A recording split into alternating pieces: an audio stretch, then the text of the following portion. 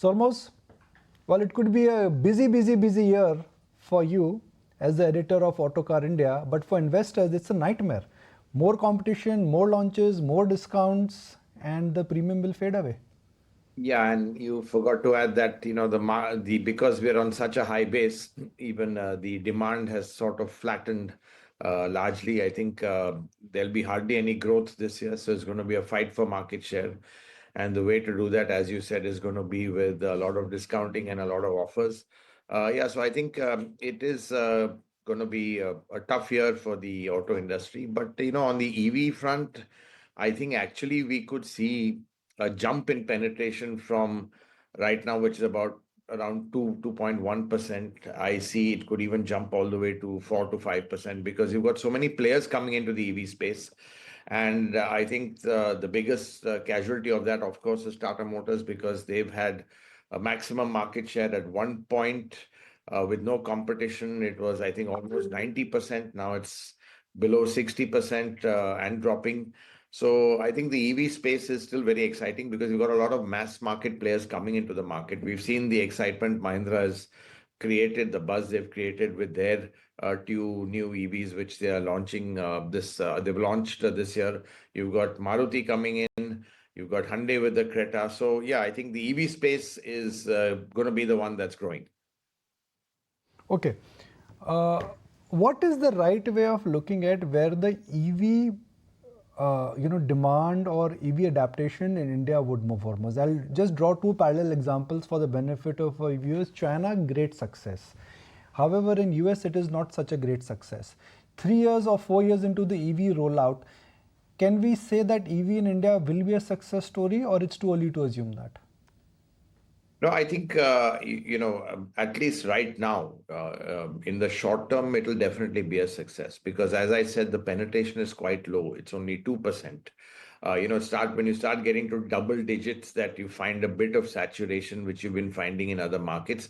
And don't forget, I think, our policies, our taxation really kind of is a big advantage for EV companies. 5% GST vis-a-vis 43 and 48 on certain ICE SUVs. That's a huge delta, which is, a big advantage. And that's why we've seen cost parity between ICE and EVs already in the market, thanks to this, let's say, tax differentiation, which is there in favor of EVs. So I think the biggest challenge is actually infrastructure, but I think with more players coming in, that's going to grow charging infrastructure. And I think with compelling EVs, I think what we've seen, what Mahindra has done, customers are willing to take a bit of pain for what they see as a very enticing, proposition. So I think I'm quite bullish on EV growth. This is going to be 2025 is going to be the year of the EV. There's no doubt about it. And we've seen also the MG with the Windsor. It's become the best-selling EV right now, and just in a span of less than a year. So clearly, once you have the models, which at a good price with good features, reasonable range, I think customers will buy it despite the infrastructure challenges that persist, and that also is going to improve as we go forward. Right. Hi, Hormaz. This is Shrishti also joining in. But sticking with the four-wheeler EV space, Hormaz, since Tata Motors has been dethroned, help us understand that which company is expected to take the lead in terms of being the leader in the market share, or it could be a tough fight between a couple of companies there for the first spot. And also, how do you see M&M moving up the value chain?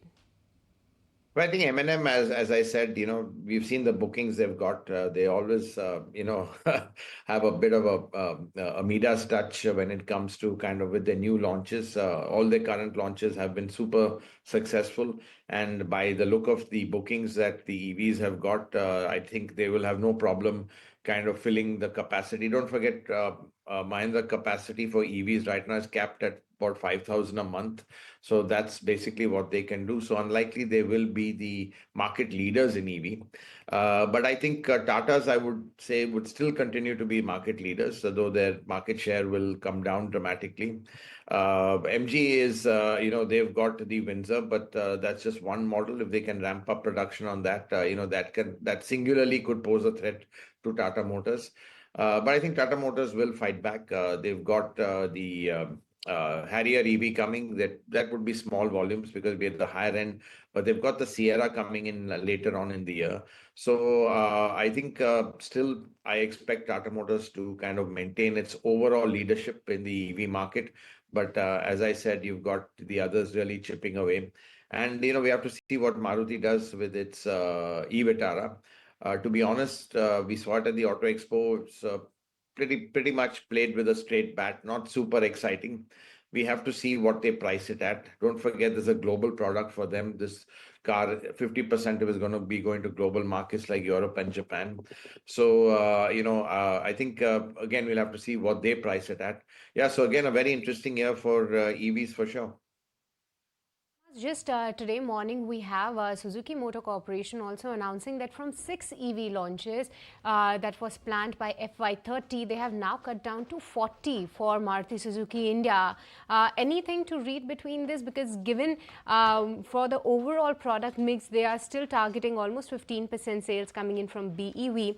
But this cut that has now come from 6 to 4, given all the commentary that we have seen in the past, how do you read it?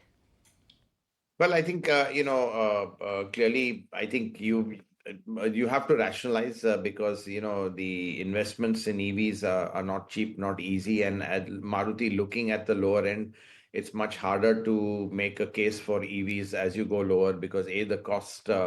Let's say they're very costly at the lower end, and it's very the margins become much thinner. Plus, you don't get the benefit of the differential in, let's say, GST.